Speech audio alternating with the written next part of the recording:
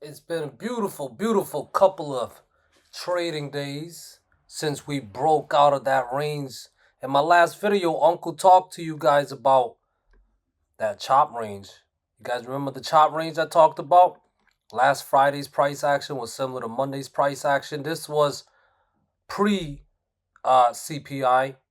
And when it came to CPI, this was all the way up here, CPI. But look what happened before CPI. Uncle told you about the chop range, 522.7 down to 519.5. We broke it out. We broke it out the day before CPI, and then CPI was just pretty much the nail on the coffin, if you will. And it pushed all the way up to new all-time highs. We look on the daily chart. I had a 1.236 fib level, right? Starting from March 28th high down to April 19th low. We hit that. Well, it was at 531.8ish. We went to 531.5, just a few cents shy of it. It's all right, not too bad. But we hit new all-time highs, guys. And watching the break of the range. You guys remember the break of the range that Uncle talked about? Right there. Remember, the market phases. The chop phase, when it's in the chop phase, it's very tricky and tough to trade. But once it breaks the range, especially when there's a catalyst, it goes into the trend phase. Chop phase, trend phase, chop phase, trend phase. Okay? All you got to do is follow the price action. Trade with the traps, all that happy stuff. All right? Now, as far as today's price action goes, I thought it was pretty decent. This was today's price action. We hit a new all-time high, ran into that fib level, a few cents shy of it. And if you look on my Discord, I wrote here 530.3 is first resistance. This was when the market opened. I wrote this must clear to put new all-time highs in play. If we was going to favor a pullback, I needed to see the 528 level fail. You guys can see here what happened. What happened? Well, this was the 10 o'clock candle. We cleared that 530.3 level that I mentioned. Boom, cleared it. Hit the next level. I had around 531.3 to 531.8. We got to 531.5ish. Hit that. And what happened from there? Rejected. This is why Uncle say level to level. We broke out the level. Hit the next level, we take profit. Okay, breakout resistant, look to long, hit the next level, we take profit. Because we don't know what's going to happen. But in this case, it rejected. You guys can see why I say level to level is so crucial. Don't get greedy. And then what happened? We pulled back. I had that 530.3 level. We cleared it at market open. Let me change this again. We cleared it at market open. So we was looking to see if the market makers was going to accept that level as the new buy zone. As you guys can see, in hindsight, it didn't. But here's what I need you guys to notice. Here's the tips and tricks. I always say don't call a top. Wait for a false breakout setup. In this case, we had a false breakout setup, right? False breakout means to enter puts, play level to level. However, let's take a look at the context a little bit more so that we can get a better idea using the price action on when we can trust the false breakouts or breakdowns of support. You guys are all familiar, I hope you guys are all familiar, with the term dead cat bounce.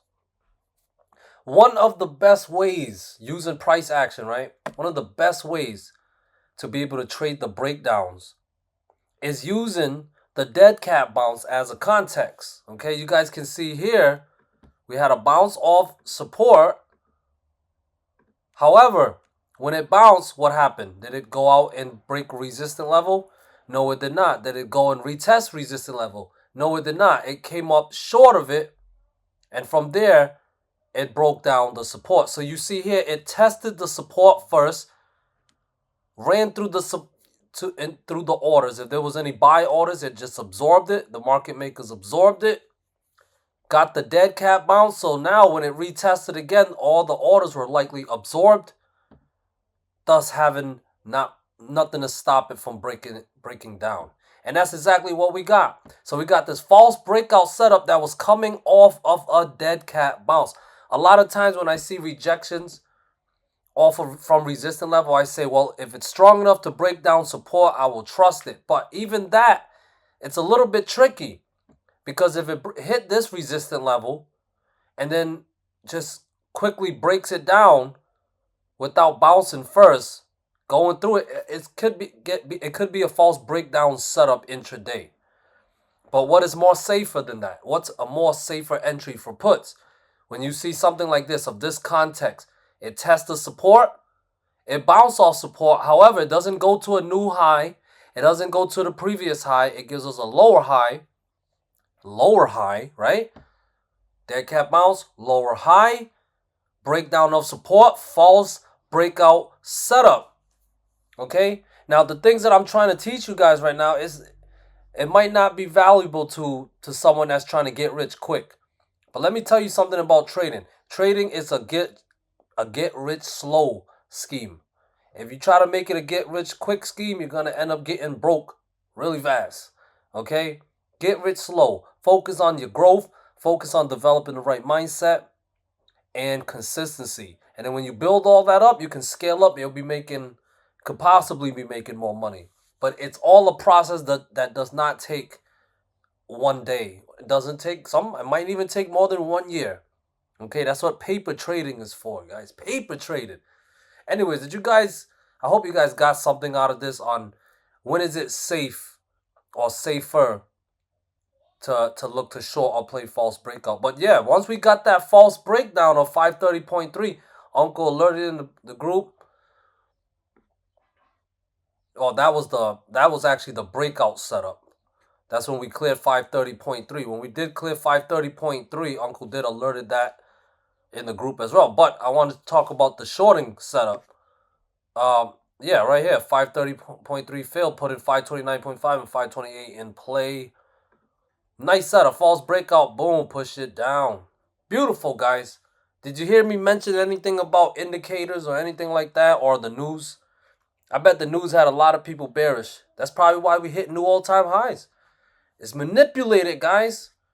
So you got to trade with the manipulation using the price action. As of right now, we did almost hit a critical level. We are seeing some selling pressure. If the selling pressure is to continue, support levels, as usual, must break down. 528, 526, and 524.6 all must break down. 522.7 must break down, because remember, it was the breakout. Remember, it was the breakout of that chop range. If you guys recall, it was the breakout of that chop range that led to this move to new all-time highs. It was consolidating, building strength, broke out, and then CPI just was nail on the coffin. All right? So, it's going to have to break down 522.7 for sure, and then maybe we'll be bearish. Where's the 50 daily moving average? It's around 513.8, probably slope up to 515 tomorrow. But overall, guys, it's still looking bullish. We could get some pullback. Use the levels I give you. If we do get a pullback, you can make money off of pullbacks as well. Trade it both ways. Why not? Okay? Why not? But if the move for the market makers is to push SPY higher, well, healthy, if it's to be healthy, we would chop. We would consolidate. And guys, I don't like the chops, but it's necessary to build strength for the next leg. All right?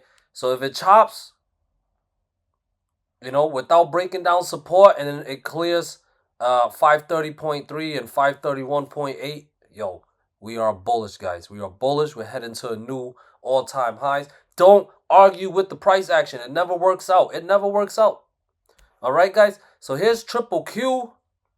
Looks like there's also some selling pressure, but I will take it more serious, like I said, if we get a false breakout setup. Okay? So the levels that needs to break down is 452, 450.5, and 449.3. All right? 449.3 was a previous pivot high from March, And it was the breakout of that level that led to new all-time high. So if bears can break it down, that will be a hell of a false breakout setup on the daily chart. Okay, if we consolidate sideways, but eventually break out 453 and 455, that's bullish. All right, that is bullish. We're likely going up to 458 or higher. NVDA looked like this some pullback as well. It did close a little lower than yesterday. It's around 941.5. Now, the fib level that I got are 938 and 935. Those two fib levels need to break down for me to get bearish and favor 926 or lower to be tested. If it bounce, I'll take it serious. If it recaptures, well, it didn't clear it, but if it can clear some fib levels, critical levels, all right? So it's at 941.3-ish. So I got resistance at 943.5. 946 and 947.6. If those levels clear, bounce time to the upside, possibly go up to 950 plus. Tesla, it retested that fib level 176. It almost retested, a few cents shy. Retested it. If it's going to be bullish, it needs to recapture 176 to get bullish, and I'll favor more upside up to 180 or higher. But if it doesn't clear 176, that is a bearish sign. That's a bearish warning. Breakdown of 174.5 and 173 would be the trigger to get put to possibly test 168.8 or lower. All right, guys. Here is Meta. A little bit of a pullback after yesterday's bounce. Closed right just above that 472.6's level. That is a fib level. If it's to be bullish, it's got to stay above that level. All right, got to stay above 472.6. Follow through, clear 474 and 475.5 to trigger a move up to 477, 478.5, and 480. Possibly even higher this time, okay? But if we are to get bears, it's got to break down 472.6 to put 470 or lower in play. All right, here's IWM. Looking like it was doing some pullback as well. If there's going to be more pullback, 207 and 205.7 must break down. That will be bearish if it does. If it recaptures 209, then I guess back to the upside we go with 211.8 in play. Apple, it hit a fib level. It hit a fib level around 191-ish, okay? To take it more serious, it needs to break down 188 tomorrow. Break down 180 is going to be bearish, down to at least 186.5. But if it breaks down 186.5 based on this blue trend line here, woo, it could get a whole lot more bearish, okay? Overall, I am bullish on Apple above 188. So if it can finally clear 191 to cancel this potential double top, then I'll be a little more bullish on Apple, okay? AMD, it did close a little higher. It did close a little higher. It did clear the 162 level. 162 was a previous pivot low from February. It did recapture that level. Possibly a W pattern, guys. If it stays above 162, I would stay bullish on AMD. Next resistance are at 164, 166, and 168. If those levels clear, 170 and possibly a move all the way back up to 176 would definitely be a possibility. Switch back to bearish if 162 and 160 fail as support. Here is Google. Getting some more upside, okay? Gotta watch out for this potential double top around 176.6-ish. If it truly rejects, gotta see a breakdown of 173.7. If that level fails, then 170 or lower would be in play. However, if we clear 176.5, bullish with 178.8 or higher in play. All right, guys. Here is Microsoft. Just closed right at that 420.8 fib level. Interesting. Let's see if it can get some follow through for the bears, because if it breaks that down, we could likely get a pullback down to 415.7 or lower. There's a gap around there. But if it stays above and 424 or 422 and 424 clears, definitely would be bullish. 426 plus or higher in play, all right? Here is Amazon.